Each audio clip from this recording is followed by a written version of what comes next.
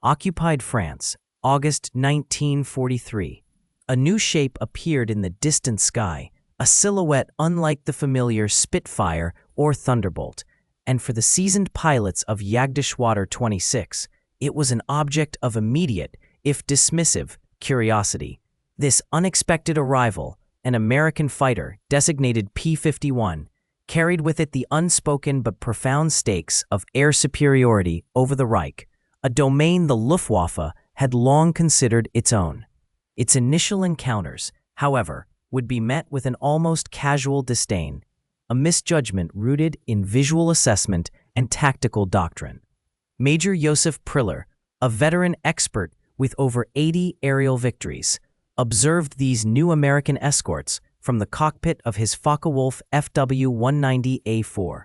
His early combat reports, echoed across the fighter wings, described the P-51 as a somewhat ungainly, almost fragile-looking aircraft. Its laminar flow wing, a departure from the robust, thick-wing designs he was accustomed to engaging.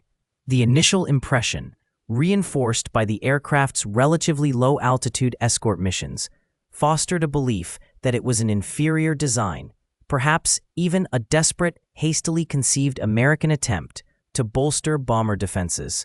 The P-51A, the variant first encountered, mounted 4.50 caliber machine guns, 2 in each wing. A respectable armament, but one that did not immediately suggest overwhelming firepower compared to the two 20mm cannons and two 13mm machine guns of the FW-190. Its Allison V-1710 engine, while powerful at lower altitudes, was known to suffer significant performance degradation above 15,000 feet, a critical disadvantage in the high-altitude realm where Luftwaffe interceptors often engaged their targets. This perceived weakness, often exploited by diving attacks from above, solidified the German pilots' initial assessment. Production logs from North American Aviation indicated that by August 1943, approximately 300 P-51As had been delivered to the European theater of operations, a fraction of the total Allied fighter strength. These early Mustangs were primarily tasked with reconnaissance and tactical ground support, roles that kept them largely out of direct, sustained high-altitude combat with the Luftwaffe's dedicated interceptors. The strategic implication was that the P-51 was not yet seen as a direct threat to German air dominance, but rather as another, less formidable component of the growing Allied air armada. This early period of engagement thus established a dangerous precedent. The P-51 was a nuisance, easily outmaneuvered and outclimbed at altitude, an aircraft to be swatted aside before the serious business of bomber interception could begin. The Luftwaffe pilots, confident in their superior aircraft and tactics, continued to hold this view, unaware of the profound transformation that was already underway across the Atlantic. The winter air over the German Bight in late 1943 carried a different kind of chill, one that seeped into the cockpits of the Luftwaffe's finest. The Focke-Wulf FWM-190, a brutal instrument of war, had for years dominated the skies, its radial engine a snarling declaration of German engineering prowess. Pilots, hardened by campaigns from the Eastern Front to the Mediterranean, viewed new Allied arrivals with a detached, almost clinical assessment of their shortcomings. The early P-51s, particularly the Allison-engined variants, had indeed been found wanting in high-altitude performance, a critical deficiency over the Reich. German pilots, accustomed to the raw power and robust construction of their FW-190s, often reported encountering these Mustangs at lower altitudes, where their own aircraft excelled in speed and maneuverability. Interrogation files from downed Allied airmen frequently contained German pilot accounts describing the P-51 as a light fighter, a term carrying a distinct undertone of dismissiveness. The FW-190A series, with its BMW 801D2 14-cylinder radial engine, generated 1,700 horsepower for takeoff, propelling it to a maximum speed of 650 kilometers per hour at 5,200 meters. Its armament, typically two 20mm MG-1551 cannons in the wing roots and two 13mm MG-131 machine guns above the engine, delivered a devastating punch. This combination fostered a profound confidence, bordering on arrogance among its pilots, who had grown accustomed to swift, decisive engagements. When the first Merlin-engined P-51B and C models began appearing in greater numbers, their distinctive laminar flow wings and sleek profiles were noted, but the initial perception of the Mustang's overall combat utility remained largely unchanged. Luftwaffe intelligence reports, often based on limited encounters and the performance of earlier P-51 variants, continued to emphasize the FW-190's superior roll rate and structural integrity in a dive. The P-51, in these early assessments, was still largely considered a medium-range escort, vulnerable when forced into sustained combat with dedicated interceptors. Unit diaries from Jagdgeschwader 26 and Jagdgeschwader 2, operating over the Western Front, recorded numerous instances where FW-190 pilots, upon sighting P-51s, would initiate aggressive attacks, confident in their ability to outmaneuver or outgun the American fighters. These engagements often occurred at altitudes below 7,000 meters, where the FW-190's performance envelope was at its peak. The pilots' training and experience reinforced the belief that the P-51 was a less formidable opponent, a perception rooted in both genuine performance differences of earlier models and a degree of ingrained professional pride. The tactical doctrine of the Luftwaffe, honed through years of aerial supremacy, prioritized rapid, high-energy attacks, often from above. The FW-190 was perfectly suited for this, its robust airframe capable of sustaining high-G maneuvers and steep dives, allowing pilots to dictate the terms of engagement. The perceived fragility of the P-51, based on early intelligence and combat reports, only encouraged these aggressive tactics, leading to initial encounters that reinforced existing biases rather than challenging them. The sheer volume of Allied bombers now escorted by these new Mustangs was a growing concern, but the individual fighter-on-fighter engagements often played out with a familiar pattern of German initiative. The FW-190 pilots, in their tightly coordinated formations, would select their targets, dive in, and expect to break off with a decisive advantage. The Mustang, in their eyes, was simply another target in the vast gray expanse of the European sky. The early combat reports from the Luftwaffe fighter wings operating over the Reich indicated a growing unease. Pilots, accustomed to the limited range of Allied escorts, found themselves encountering the P-51s far deeper into German airspace than anticipated. Initial assessments had dismissed the new American fighter as another short-legged threat, a variation on the P-47 Thunderbolt or the P-38 Lightning, both of which invariably turned back at the perceived limits of their fuel. This new aircraft, however, defied that established pattern. Interrogation summaries from downed American pilots, though often yielding little concrete intelligence, began to paint a picture of an aircraft with remarkable staying power. Luftwaffe Technical Intelligence, or Technische Luftrüstung, had initially estimated the P-51's combat radius based on its visible fuel tanks and engine specifications, concluding it would be comparable to other single-engine fighters.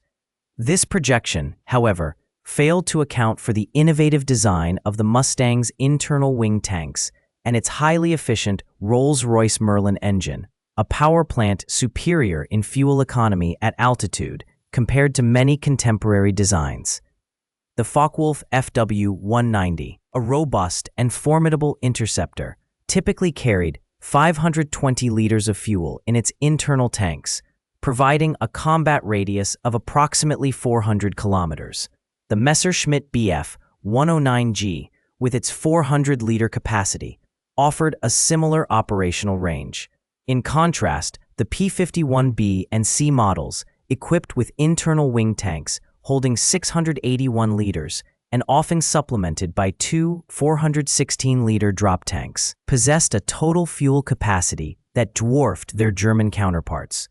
This allowed for a combat radius exceeding 900 kilometers, a figure that profoundly altered the strategic calculus of the air war. This extended reach meant that American bomber formations, once vulnerable after their escorts departed, now retained protection over critical industrial targets deep within Germany, such as Schweinfurt's ball-bearing factories or the synthetic oil plants in Lenya. The psychological impact on German air defense pilots was significant. The familiar sanctuary of home territory, once a reliable demarcation line for Allied fighter withdrawal, was now routinely breached. The Jagdgeschwader pilots, once confident in their ability to engage and disengage at will within their own airspace, found themselves pursued relentlessly, often until their own fuel reserves became critically low. The implications extended beyond mere pursuit. The sustained presence of P-51s over the Reich forced German interceptors to engage at higher altitudes and for longer durations, consuming their own limited fuel and increasing wear on their engines. Damage reports from early 1944 consistently noted encounters far east of the Rhine, with German fighters often breaking off engagements not due to tactical disadvantage, but out of necessity, only to find the Mustangs still on their tail. Recommendation: reevaluate Allied fighter capabilities. The Messerschmitt Bf-109G, its supercharger whining a high-pitched complaint, pulled hard into a climbing turn, the pilot, Oberleutnant Karl-Heinz Lange, instinctively checking his six. He had seen the American fighter, a P-51B, detach from the main formation of bombers, a lone silver dart against the winter sky, and he knew it was coming for him. His squadron, JG-26, had engaged the B-17s over the Ruhr, a desperate attempt to break the relentless bombing campaign, and now, as often happened, the escort fighters were turning the tables. Lange had managed a quick burst into the tail of a flying fortress, seeing smoke trail from its No. 3 engine before the Mustangs, with their long-range tanks, closed in. The P-51B, piloted by Lieutenant Arthur F. Cundy of the 357 Fighter Group, held its pursuit. The Packard-built Rolls-Royce Merlin engine, a V1650:3, consuming 100-octane fuel at a rate that would have grounded earlier American fighters. Cundy had jettisoned his two 108-gallon drop tanks minutes earlier, their streamlined forms now tumbling silently towards the snow-dusted German landscape, leaving his aircraft lighter and more agile. This particular P-51B, a Block 10 NA model, carried an internal fuel capacity of 184 gallons in its main wing tanks and an additional 85 gallons in a fuselage tank located behind the pilot, a critical modification that had transformed the Mustang from a tactical reconnaissance aircraft into a true long-range escort. Lange, in his Bf-109G6, pushed his Daimler-Benz DB605A engine to its operational limits, the supercharger's gear ratio automatically adjusting to maintain manifold pressure as he climbed. The German fighter, designed for short, sharp engagements over the Reich, possessed a superior initial climb rate and a tighter turning radius at lower altitudes. Its armament, typically two 13mm MG-131 machine guns mounted above the engine and a 20mm MG-151 20 cannon firing through the propeller hub, offered a concentrated punch. However, its internal fuel capacity of 110 gallons limited its effective combat radius to approximately 370 miles, a stark contrast to the P-51B's combat radius exceeding 500 miles with drop tanks. Cundy, observing Lange's evasive maneuvers, noted the Bf-109's characteristic black smoke trail as its engine struggled under maximum power. He maintained his distance, relying on the P-51's superior speed at altitude and its exceptional laminar flow wing design. which reduced drag significantly compared to the Bf-109's more conventional airfoil. The Mustang, with its 4.50 caliber Browning M2 machine guns, each with 350 rounds, offered a devastating volume of fire once within range. Cundy knew he could afford to be patient. The German pilot was burning fuel at an unsustainable rate, trying to shake a shadow that simply would not disappear. The chase continued eastward, past the industrial smoke plumes of Essen and over the patchwork fields of Westphalia, a relentless aerial ballet unfolding at nearly 400 miles per hour. Longa, his eyes darting between his instruments and the relentless silver shape in his mirror, began to feel the chilling reality of his predicament. He was being drawn deeper into German territory, but the P-51 showed no signs of breaking off. His fuel gauges, once reassuringly full, now dipped precariously low, a silent countdown to an inevitable descent. The P-51's sustained pursuit was a direct consequence of a critical design decision made by North American Aviation, initially at the behest of the British Purchasing Commission, to integrate the Merlin engine. This engine, a liquid-cooled V12, provided a significant increase in power at higher altitudes compared to the Allison V1710 engine used in earlier Mustang variants, transforming its performance envelope. The addition of the fuselage fuel tank, a modification developed at the suggestion of Colonel Benjamin Kelsey of the USAAF, further extended its reach, allowing it to accompany bombers all the way to their targets and back, effectively eliminating the fighter gap that had plagued bomber operations. Lang made one last desperate attempt to outclimb his pursuer, pulling his Bf-109 into a near-vertical ascent, the engine sputtering with the effort. The P-51, however, matched him, its Merlin engine roaring, its propeller biting cleanly into the thin air. Cundy closed the distance, the German fighter now a clear target in his gun sight. He held his fire, a silent psychological pressure building, knowing the German pilot was running on fumes, both literally and metaphorically. The implication was clear. There was no safe haven, no sanctuary deep within the Reich from these new, long-legged predators. Finally, with his fuel warning light glowing ominously, Lang broke off his climb, pushing his stick forward, descending rapidly towards a small, snow-covered airfield near Munster. He knew he could not engage. His engine was faltering, and his options had evaporated. The P-51, a silent, implacable presence, followed him down, not firing a single shot, but simply escorting him to his forced landing. Cundy circled once, watching the Bf-109 bounce hard on the frozen runway, then turned west, his mission accomplished, leaving the German pilot to contemplate the new, terrifying reach of the Allied air forces. The initial confidence within the Luftwaffe fighter arm, fueled by the P-47's shorter leash and the perception of American bomber formations as vulnerable, began to fray. Reports from reconnaissance flights and intercepted radio traffic indicated an increasing frequency of encounters deep within German airspace, far beyond the previous operational limits of Allied escort fighters. The Reichsluftfahrtministerium, RLM, received a growing number of damage reports from ground installations and Luftwaffe airfields that showed evidence of sustained strafing attacks, incidents that previously occurred only when Allied bombers were returning unescorted or during a limited number of daylight raids. Analysis of recovered wreckage and eyewitness accounts from late 1943 and early 1944 revealed a consistent pattern. The new American fighter, the P-51, possessed an unprecedented operational radius. Examination of fuel tank remnants confirmed the use of external drop tanks, a technology not new but applied with a strategic foresight that fundamentally altered the aerial battlefield.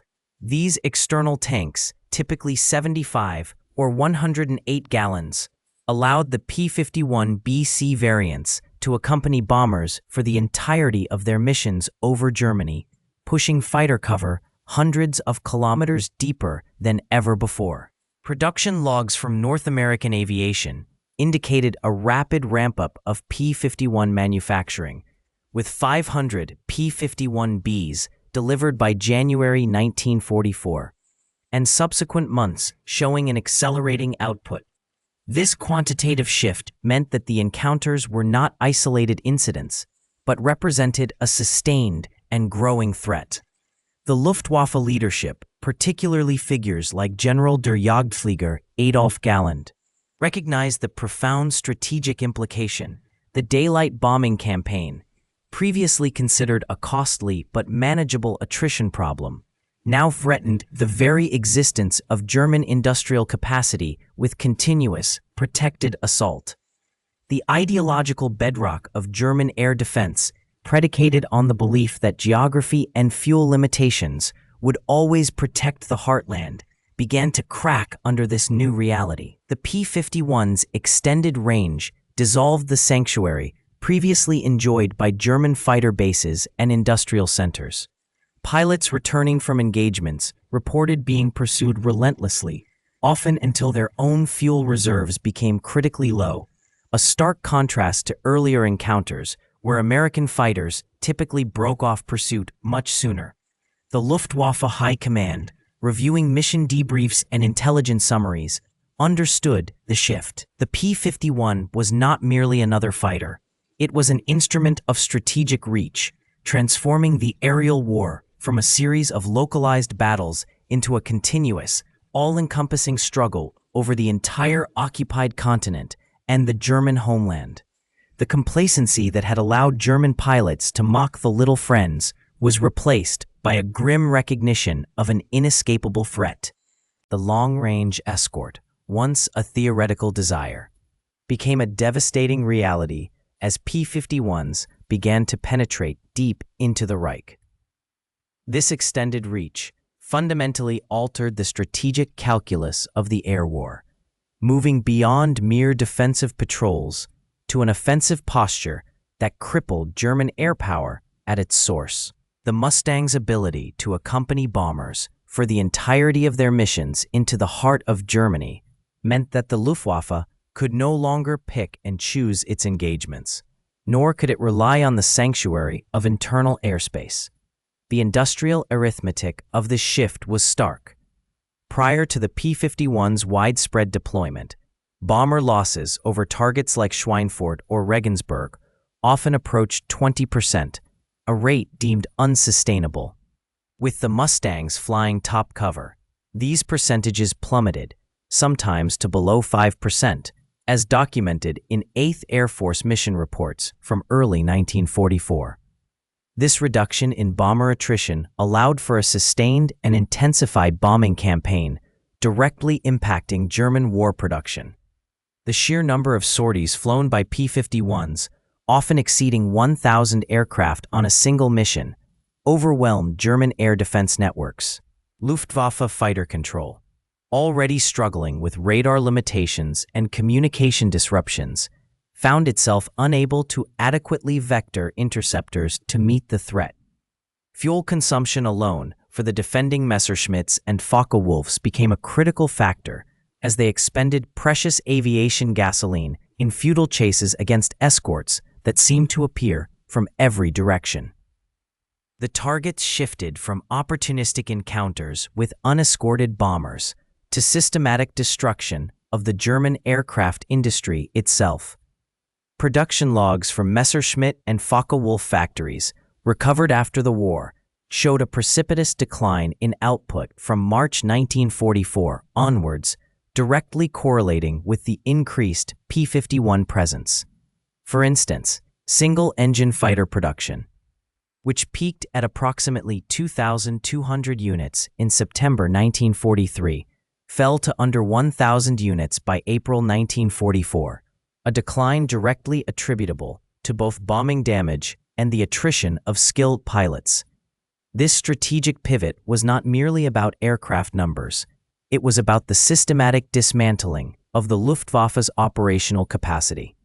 P-51s were not only shooting down German fighters, but also strafing airfields, destroying parked aircraft, and disrupting pilot training programs, The loss of experienced pilots, irreplaceable in the short term, compounded the material damage, creating a downward spiral from which the Luftwaffe could not recover. The skies over Germany, once a contested domain, became increasingly dominated by the long-range American fighters, forcing the German Air Force into a desperate and ultimately losing defensive struggle. Berlin, early 1944.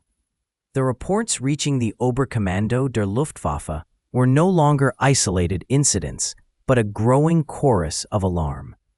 Initial dismissals of the P-51 as an underpowered American-built fighter were replaced by a grim recognition of its pervasive reach. The strategic implications of this new adversary, capable of deep penetration and sustained combat far beyond previous Allied fighter escorts, began to settle with chilling clarity. The intelligence summaries from Jagdgeschwader units detailed encounters far into the Reich, often hundreds of kilometers beyond the traditional fighter cover limits. Damage assessments from bomber formations, once primarily a matter for anti-aircraft artillery, now consistently cited long-range fighter engagement as the primary cause of attrition. The Luftwaffe fighter arm, already strained by attrition and fuel shortages, found its operational parameters irrevocably altered. A February 1944 Luftwaffe staff memorandum, marked Geheim, outlined the new threat profile. It noted that the P-51, specifically the P-51B and C models, demonstrated an operational radius exceeding 1,600 kilometers, a capability previously exclusive to bombers. This extended range permitted escort missions deep into German airspace, protecting bomber streams all the way to targets in Berlin and other industrial centers. The document estimated an average of 400 P-51 sorties per week over German territory by mid-February. The technical analysis appended to the memorandum highlighted the Mustang's Allison V1700 engine, particularly its two-speed, two-stage supercharger, which maintained power output at altitudes exceeding 8,000 meters. This performance profile allowed the P-51 to engage German interceptors at their optimal operational height, negating the altitude advantage previously held by aircraft like the Focke-Wulf FW-190. The report also noted the aircraft's robust construction and effective armament of 6.50 caliber machine guns. Production logs from Messerschmitts and Focke-Wulf factories showed a steady decline in output due to persistent Allied bombing, now often escorted by these very Mustangs. The February 1944 output for the Bf-109G series was 1,250 units, a 15% decrease from the previous month, while FW-190 production stood at 980 units, down 12%. The report explicitly linked these declines to the increased effectiveness of escorted bomber raids. The strategic implications were profound. The Luftwaffe could no longer dictate the terms of engagement over German territory.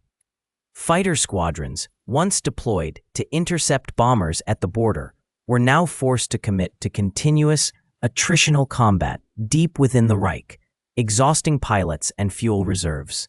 The report concluded with a stark assessment. The P-51's operational range and performance fundamentally challenge our defensive strategy.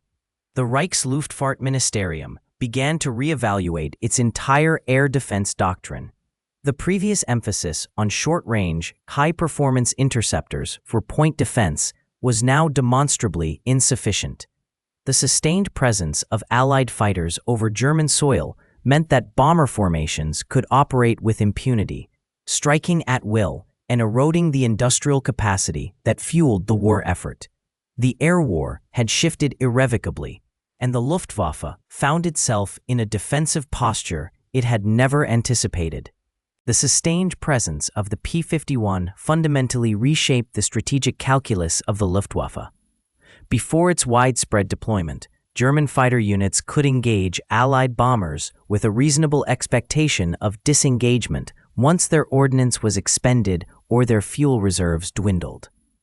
The P-51 eliminated this sanctuary, transforming the aerial battlefield into a continuous engagement zone stretching from the English Channel deep into the Reich. This persistent threat forced German pilots into an agonizing choice: fight to the death against superior numbers or break off and endure the relentless pursuit, often running out of fuel or ammunition far from home bases. Damage reports from late 1943 and early 1944 show a marked increase in the percentage of German aircraft lost during the return leg of engagements, directly attributable to the Mustang's extended range. Whereas previous losses were concentrated over the target area, the new pattern indicated attrition across the entire outbound and inbound routes. This operational shift meant that even successful defensive sorties against bomber streams often resulted in unsustainable losses for the interceptors, eroding the Luftwaffe's combat strength not just through direct destruction, but through the psychological toll of inescapable pursuit. The Mustang's arrival effectively doubled the combat radius of Allied fighter cover, pushing the front lines of the air war hundreds of miles eastward. Production logs from Messerschmitts and Focke-Wulfs factories during this period reveal a desperate acceleration in output, yet these numbers were increasingly offset by the rising attrition rates. For every Bf-109G or FW-190A rolling off the assembly lines, unit diaries recorded 2 or 3 being lost to combat or operational incidents, many of the latter stemming from the increased stress on airframes and pilots. The average operational lifespan of a German fighter pilot plummeted from an estimated 60 combat hours in early 1943 to fewer than 20 by mid-1944, according to Luftwaffe personnel records. This rapid turnover prevented the accumulation of experienced pilots, a critical factor in maintaining air superiority. The strategic implication extended beyond mere aircraft losses. It crippled the training pipeline. New pilots, rushed through abbreviated programs, faced a battle-hardened and numerically superior adversary from their very first combat sortie, often without the benefit of formation flying or advanced tactical instruction. The P-51's ability to clear the skies of German interceptors directly contributed to the success of subsequent daylight bombing campaigns, which targeted oil refineries, aircraft factories, and transportation networks with increasing impunity. This systematic dismantling of Germany's industrial capacity was directly facilitated by the Mustang's relentless suppression of opposing air power. The ideological impact on the German war effort was profound. Propaganda had long assured the populace of an impregnable aerial defense, a shield against the Allied bomber fleets. The sight of vapor trails from P-51s high over German cities, often unchallenged by the Luftwaffe, shattered this illusion. Interrogation files from captured German airmen frequently cited the P-51 menace as a primary factor in their declining morale and conviction in eventual victory. The Mustang became a symbol of Allied dominance, a physical manifestation of the strategic initiative shifting decisively in the skies above the Reich. The very presence of the P-51 over Berlin in March 1944, escorting B-17s and B-24s with minimal opposition, represented a stark reality. Fighter Command operational reports from that month